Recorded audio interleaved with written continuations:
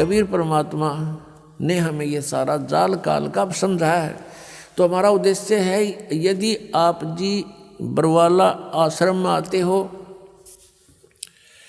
ठीक है, पहले तो पुण्यात्मा दुख निवारण की ही इच्छा करते हैं, उसके साथ साथ फिर उनको ज्ञान भी प्राप्त हो जाता है। ये समर्थ परमात्मा है कबीर जी, और ये सब कुछ कर सकते हैं, आपके सर्व कष्टों का निवारण भी कर देंगे। लेकिन जब आप सुखी हो जाते हो, परमात्मा से दूर हो जाते हो, ये एक ऐसी हमारे अंदर एक बुराई है या कमी है, त्रुटि है। हम सतलोक में थे और सतलोक के अंदर हमारे को कोई असुविधा नहीं थी, सारे सुख भगवान ने दे रखे थे, कबीर परमेश्वर ने, सत्य पुरुष ने। उस सुख में हम परमात्मा को भूले थे और इस काल को चाहने लग गए थे। ये तपस्या कर रहा था खड़ा होकर के, हम भगवान को भूलकर इसको चाहने लग गए। भगवान ने, परमात्मा कबीर जी ने बहुत बार हमें संकेत किया, लेकिन हम बाज नहीं आए। हम परमात्मा के दिल से उतर गए, उन्होंने हमें हृदय से रिजेक्ट कर दिया, और फिर हम इस काल के साथ यहाँ इसके लोक में आ गए। इसने तपस्या करके ये 21 ब्रह्मांड प्राप्त कर रखे हैं, और हम वैसे लटक के आ गए इसके साथ में। अब इसने हमारे साथ वो प्रतिशोध किया है, क्योंकि इसने वहाँ गलती की थी। परमेश्वर कबीर जी ने इसको वहाँ से निकाल दिया था, निष्कासित कर दिया था, इंक्लूडिंग ऑल ब्रह्मांड, इसके सारे ब्रह्मांड दे करके बाहर निकाल दिया था 21 के 21। हमने जो गलती की थी, हम इसकी 700 इच्छा से आए थे, हम भगवान भूल गए उस सुख में, और उसके बाद कितने कैर हो रहे हमारे ऊपर।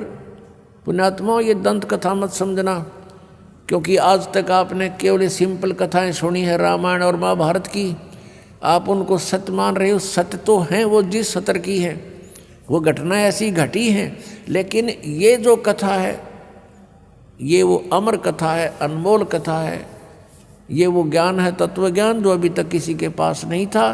परमात्मा ने कहा था, धर्मदास तो लाख दुहाई, ये मूल ज्ञान की दबार ना जाई।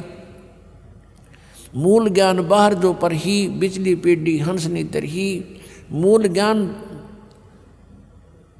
तब तक छुपाई जब तक ये 12 पंथ ना मिट जाए। तो पुण्यात्माओं, आप जी ये ना सोचना कि ये वैसे कथाएं हैं, ये सच्ची कथाएं हैं। हम वहाँ रहते थे, हम यहाँ के नहीं हैं। आज आप विचार भी करना चाहिए, जोर देना चाहिए बुद्धि पर, क्योंकि काल ने इतना प्रेशर बना रखा है कि जीव इतनी देर सोच नहीं सकता।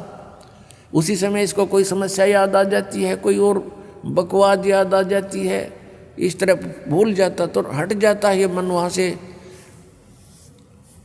तो हमने इस बात को गहराई से सोचना पड़ेगा।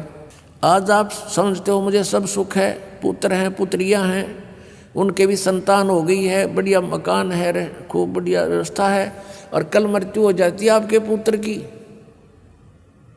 टक्कर मार कर हो रहा प्राणी, आपकी मृत्यु हो जाती है, तो आपका क्या है यहाँ पर। तो पुण्यात्माओं, इसको गहराई से सोचना पड़ेगा, तभी ये ज्ञान समझ में आओगा। यदि आप बरवाला आश्रम में आते हो तो मोक्ष को उद्देश्य मान कराना, केवल यहाँ संकट निवारण के लिए ही नहीं, यहाँ कोई झाड़े लाने वाली व्यवस्था नहीं है। यहाँ पर मोक्ष उद्देश्य मान कर आना, फिर आपको सर्व सुख होगा, और उस सुख में फिर आप भूल ना जाना परमात्मा को पुनः। इसलिए ये याद दिलाई जाती है कि हम कहाँ मार खाते हैं, काल का दाव कहाँ लगता है। तो परमात्मा ने हमें याद दिलाया आकर के कि ये मानव शरीर जो आपको मिला है, इसका मूल उद्देश्य भक्ति करके परमात्मा पाना है।